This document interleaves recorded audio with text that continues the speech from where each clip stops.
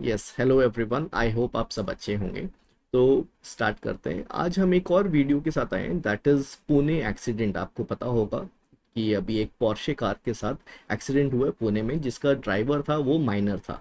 तो माइनर के केसेस में अगर हिट एंड रन एक्सीडेंट होते हैं तो उसमें क्या क्या लॉज हैं, कैसे कैसे उसके साथ डील करते हैं, तो ये सब हम आज क्लास में इस वीडियो में डिस्कस करेंगे।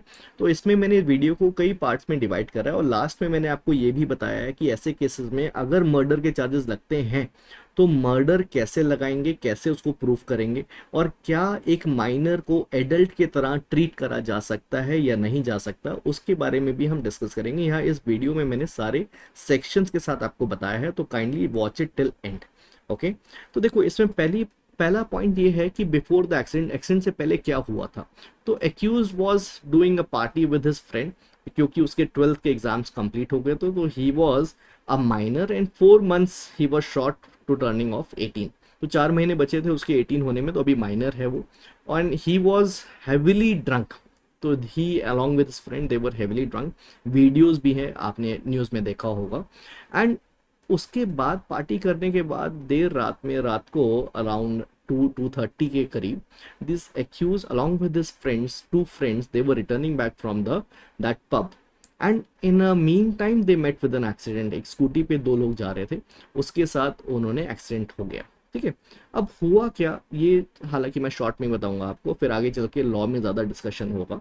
अब यहाँ पे what happened that at the time of accident the 2 people died on the spot.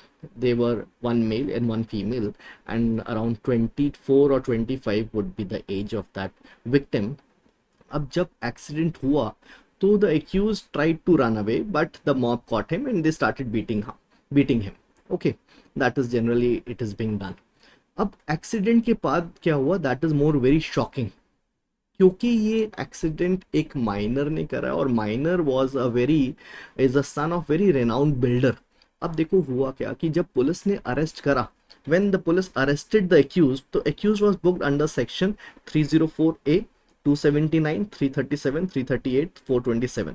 तो ये वो वाले सेक्शंस हैं जो जनरली एक्सीडेंट के केस में लगते हैं। तो 304A वाला जो सेक्शन है, that is talking about rash and negligent act causing death.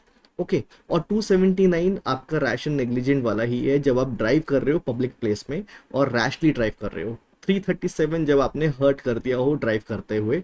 338 जब आपने ग्रीवियस हर्ट कॉज करा हो ड्राइव करते हुए। ठीक है, और 427 बेसिकली मिसचीफ का है, कि आपने कोई प्रॉपर्टी को आपने डैमेज पहुंचा दिया हो। तो ये जो सेक्शंस हैं ये बहुत ज़्यादा हीनियस कैटेगरी के नहीं हैं। तो आगे हम देखेंगे कि इनकी क्या क्या पनिशमेंट है। बट उसके बाद जब ये सेक्शन लगाए तो अब यहाँ हुआ क्या। All right, so now what happened? The bail was granted to him within 14 hours under the Juvenile Justice Act. Okay, अब बेल में अब मोर शॉकिंग है कि आप देखोगे बेल में क्या क्या कंडीशन इम्पोज करी। जनरली बेल की जो कंडीशंस होती हैं वो ये होती है that we will not abscond from the law, we will cooperate with the law, right, we will cooperate with the investigation team. हम लॉ से भागेंगे नहीं, हम कोऑपरेट करेंगे, right, we will not tamper the evidence, we will not create any kind of fear to the witnesses, witness को डराएंगे नहीं, धमकाएंगे नहीं, एविडेंस को टैम्पर नहीं करेंगे, राइट, और लॉ से भागेंगे नहीं, जब जब बुलाया जाएगा तब तब हम आएंगे। बट यहाँ की जो कंडीशंस थी, दैट यू विल सी कि accuse has to write an essay for 300 words, effect of road accident and their solution. Second, parents to ensure that he does not repeat the same offense. Third, parents to keep accused away from joining any bad company. Fourth, that accused to study the traffic rules and submit the report within 15 days. Fifth, the mandatory counseling for the accused. Sixth, the parents to ensure his presence before the juvenile justice board. तो इसकी जो condition है बहुत ज़्यादा harsh नहीं है, हालांकि ये भी चैलेंज करी जा सकती है। अब इसके बाद जो मेन पॉइंट है of this video is that is law relating to this point. तो लॉ में यहाँ पे जब भी माइनर का एक्सीडेंट होता है या माइनर कोई ऑफेंस करता है तो हम उसको बोलते हैं चाइल्ड। अब चाइल्ड कौन सी, क्या चाइल्ड किस कैटेगरी में आएगा, कौन सी एज को हम चाइल्ड बोलेंगे। So that is given under section 2 clause 12 of juvenile justice act, जिसमें एज बता रखी है that a person who has not completed the age of 18 years will be considered to be the child. कि जो person जिसने 18 साल से छोटा है हम उसको चाइल्ड बोलेंगे। ठीक है, अभी माइंडेड एडल्ट की बात नहीं आई है, 18 साल से छोटे वाले बच्चों को हम चाइल्ड बोलेंगे, जो कि section 2 clause 12 of juvenile justice act में दे रखा है। नेक्स्ट, अब जब भी कोई भी चाइल्ड ऑफेंस करता है तो हम उसको बोलते हैं that child in conflict with the law. Okay, ऐसे नहीं बोलेंगे that child has committed an offence, rather we will be saying that child in conflict with the law, जो कि डिफाइंड सेक्शन 2 क्लॉज 13 में ऑफ जुवेनाइल जस्टिस एक्ट। वहां पे ये लिखा हुआ है कि कोई भी ऐसा चाइल्ड जिसके ऊपर एलिगेशन है that he has committed an offence under IPC और सम एनी अदर लॉ, तो उसको हम बोलेंगे that child in conflict with the law. Okay, तो ऐसे केसेस में जो कि चाइल्ड जिसने ऑफेंस कर रखा है उस केस में वो डायरेक्टली हम कोर्ट में नहीं ले जाते, उस केसेस में एक बोर्ड है जिसे जुवेनाइल जस्टिस बोर्ड कहते हैं, जो कि सेक्शन 4 में दे रखा है ऑफ जुवेनाइल जस्टिस एक्ट। अब जुवेनाइल जस्टिस बोर्ड ही डिसाइड करता है कि क्या हम इसको बेल पे छोड़ेंगे या क्या हम इसको रिहैबिलिटेशन पे भेजेंगे। अब जुवेनाइल जस्टिस बोर्ड में कौन कौन होता है, एक मेट्रोपॉलिटन मैजिस्ट्रेट होता है या फिर जुडिशियल मैजिस्ट्रेट फर्स्ट क्लास होता है।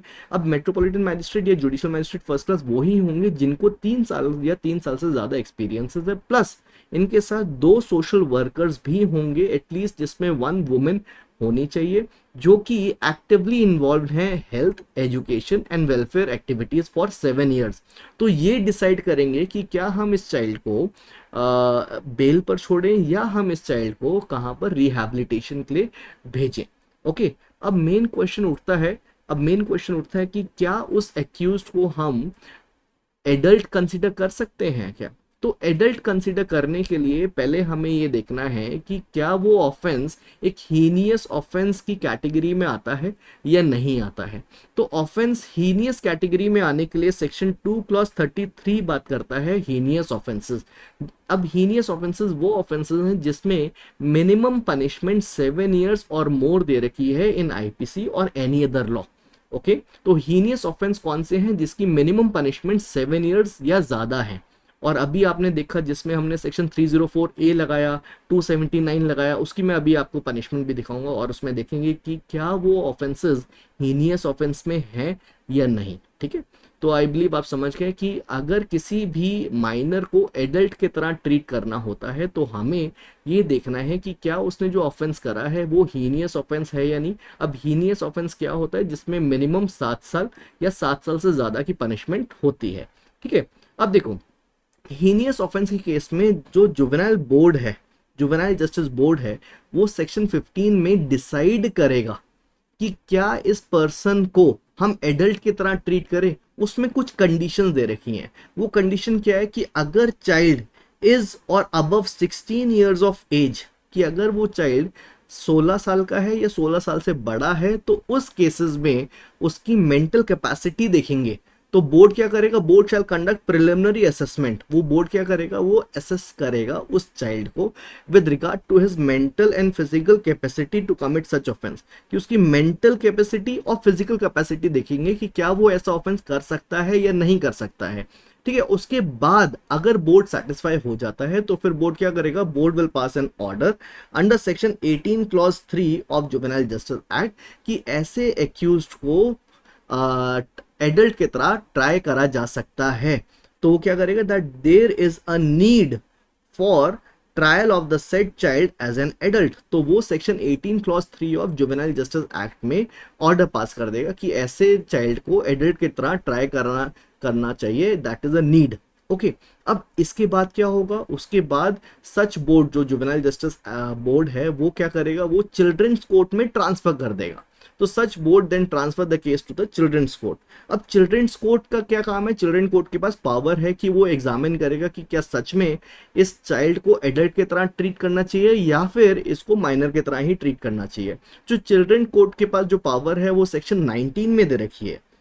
तो वो जो पावर है वो सेक्शन 19 में दे रखी है। उसमें वो जो है, अगर कोर्ट को लगता है, चिल्ड्रन कोर्ट को लगता है that this child shall be tried as an adult, then the children court will pass an order and that child will be tried as an adult according to the CrPC. Okay, तो ये था एक जहां पर एक child को adult की तरह ट्रीट करा जा सकता है। अब हमारा कंक्लूजन देखो, इसमें क्या कंक्लूजन है कि अगर हमने एक्यूज के ऊपर ये सारे सेक्शंस लगाए हैं जो आपने देखा होगा। हमने जो सेक्शन लगाया 304 ए लगाया, 279 लगाया, 337, 338 एंड 427। अब इसकी मैंने यहाँ पे पनिशमेंट भी आपके सामने रख दी है। पनिशमेंट क्या है, 2 साल या फाइन, 6 साल 6 महीने और फाइन, 6 मंथ्स और फाइन, 2 years और फाइन और 2 years ऑफ फाइन। तो यहाँ कोई भी ऑफेंस हमारे हीनियस ऑफेंस में फॉल नहीं कर रहा, क्योंकि मिनिमम पनिशमेंट 7 होनी चाहिए और यहाँ पे मैक्सिमम पनिशमेंट 2 साल दे रखी है। तो यहाँ पे जो सेक्शन इम्पोज करे हैं वो गलत इम्पोज करे हैं। यहाँ पे जो सेक्शन इम्पोज करने चाहिए थे वो करने चाहिए थे section 304, that is culpable homicide not amounting to murder, या फिर किसी किसी केसेस में मर्डर भी इम्पोज करा जा सकता है, सेक्शन 302। अब मर्डर कैसे इम्पोज करा जाएगा वो भी मैं आपको बताता हूँ। देखो, इन सच केसेस आपको याद होगा अभी रिसेंटली 2022 या 23 के केस में न्यू ईयर में दिल्ली में कल्याणपुरी में एक एक्सीडेंट हुआ था, जो बलेनो कार जा रही थी न्यू ईयर ईव में और एक लड़की उस गाड़ी के नीचे थी, and that car dragged that body for almost 20 kilometre, and that car drivers was not knowing कि उसके नीचे एक बॉडी है, जिसके बारे में बहुत सारा न्यूज़ भी आया था, आपको शायद मालूम हो। तो वहां पे murder charges was also imposed. अब मर्डर प्रूव करने के लिए सबसे पहले हमें सेक्शन 299 प्रूव करना पड़ेगा, क्योंकि that is culpable homicide. Culpable homicide is the gateway to the murder. तो कल्पेबल होमिसाइड में 3 पार्ट है, that is intention to cause death, first part, second intention to cause such bodily injury which is likely to cause death, and third that knowledge that he is likely to cause death. तो हमारे case में intention तो prove नहीं हो रहा है, क्योंकि वो ड्राइव कर रहा था with the under the influence of alcohol, तो इंटेंशन प्रूव नहीं हो सकता। सेकंड पार्ट भी प्रूव नहीं हो सकता, बट हाँ नॉलेज हो सकता है। अभी हम ये भी देखेंगे कि जिसमें इंटॉक्सिकेशन के केस में नॉलेज कैसे प्रिज्यूम करेंगे, that we will be seeing. कि अगर एक बार आपका नॉलेज प्रूव हो गया तो फिर हमें सेक्शन 300 का फोर्थली प्रूव करना पड़ेगा, तब जाके आपका मर्डर लगेगा। और फोर्थली कहता है that if the person committing the act knows that it is so imminently dangerous that it must in all probability cause death। तो ऐसे केसेस में अगर उसको मालूम है कि it must in all probability causes death, तो ऐसे केसेस में जैसे वो पब्लिक रोड्स पे 200 की स्पीड से ज़्यादा ड्राइव कर रहा है, तो उसको पता ही है कि अगर कोई बाई चांस आगे आगे तो ब्रेक लगने नहीं है और वो गारंटीड कोई ना कोई मरेगा। तो यहाँ पे ये भी प्रूव हो गया। अब क्वेश्चन उठता है कि क्या उसको नॉलेज थी या नहीं, क्योंकि यहाँ पे accuse was drunk, but drunk जो था वो वॉलंटरली इंटॉक्सिकेशन था। तो क्योंकि वो वॉलंटरली इंटॉक्सिकेशन था तो यहाँ पे हम नॉलेज प्रिज्यूम कर सकते हैं according to section 86। In such cases knowledge can be presumed. और 86 कहता है, if you allow me to read, it says that in cases where an act done is not an offence unless let me just change the color, unless done with the particular knowledge or intent, a person who does the act in a state of intoxication shall means mandatory, shall be liable to be dealt as if, तो यहाँ ये deem कर रहे हैं, मान रहे हैं, as if he had the same knowledge as he would have had if he had not been intoxicated। तो यहाँ माना जाएगा कि आपके पास सेम नॉलेज था, जो कि नॉलेज आपके पास तब होती जब आपने ड्रिंक नहीं कर रखी होती। तो क्योंकि यहाँ पे नॉलेज प्रिज्यूम हो गया और knowledge is one of the mains Riya in section 299, तो हमने ये भी प्रूफ कर दिया। अकॉर्डिंगली सेक्शन 300 का फोर्थली भी प्रूफ कर दिया। तो इस केस में the murder charges can be proved. So with this, I'm concluding it. You please kindly write down your comments over here, and for more such videos, you please may follow our YouTube channel. Thank you everyone. God bless you.